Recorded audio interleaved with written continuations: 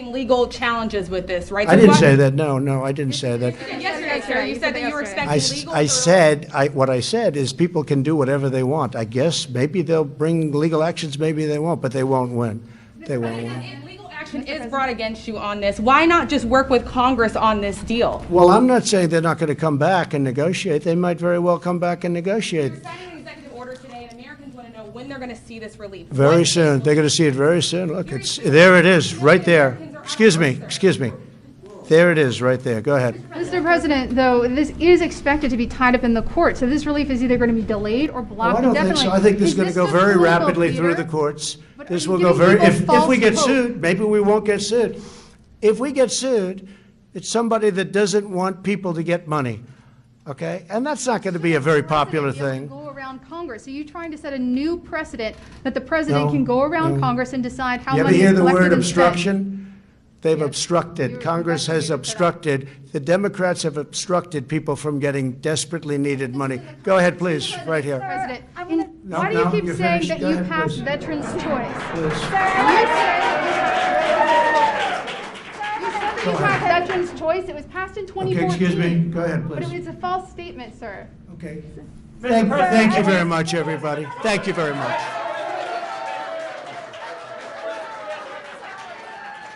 Because why answer the question when you can just leave? This is what happens when you confront Donald Trump on a lie that he's told over 140 times. And that's not an exaggeration. Trump is taking credit for passing Veterans' Choice over 140 times during his presidency, which is interesting given the fact that Trump didn't pass Veterans' Choice. It was passed in 2014 during Obama's term by President Obama.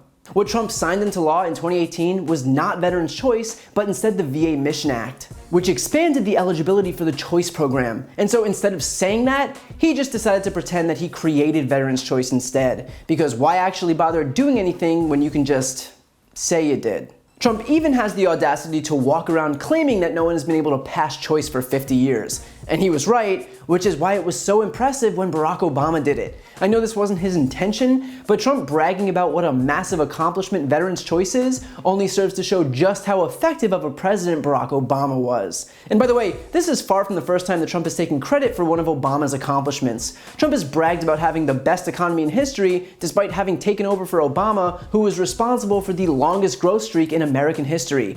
And this was a point that Obama himself wasn't too content to let Trump rewrite history on.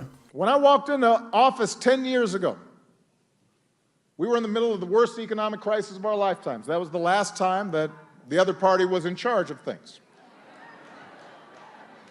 I do think it's interesting. I just hope people kind of notice that every time there's a pattern where they run things into the ground and we have to come back and clean things up and then, but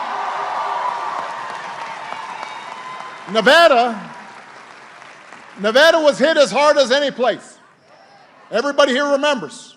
Well, not everybody, because some of you guys are really young. Those of you who are older than 15 remember, sort of. But because of the work we did, working with people like Harry Reid, who I love, we got the economy growing again. We started the longest streak of job creation on record. We covered another 20 million people on health insurance. We brought housing back here in Nevada. We cut our deficits by more than half, partly by making sure the wealthiest Americans, folks like me, paid their fair share of taxes.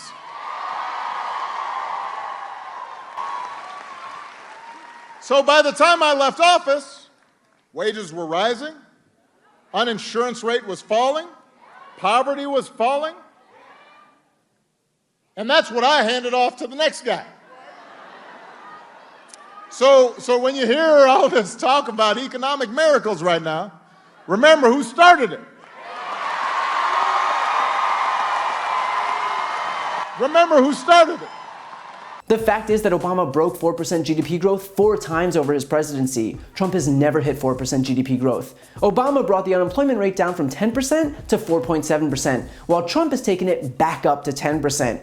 Obama added 11.6 million jobs, a 9.2% increase. Trump has lost 7.8 million jobs since he took office, making him the worst jobs president in American history. And look, I get that Trump's defense here is going to be that the only reason the economy is doing so poorly is because of coronavirus. But his response to coronavirus was his responsibility. So if the economy is tanking, that is on him. You don't get to decide that something doesn't count because it doesn't reflect well on you. Bush doesn't get to say, well, aside from the Iraq war, I presided over a peaceful time. Trump is the president, so he owns the response to this virus. Keep in mind too that when Trump pretends that every country has been decimated, that's not true. We don't live in a vacuum. We can easily look at other countries that have already contained the spread. Countries like New Zealand and Australia and Canada and Germany and South Korea, those countries are essentially back to normal. Businesses are open, kids are going back to school. They don't come close to the devastating impacts wrought by a Trump presidency, and this apples to apples comparison is proof of that. But the fact is that Trump isn't interested in facts or reality in general, he's only interested in selling himself. So he will continue to take credit for other people's successes while refusing to accept the blame for his own failures.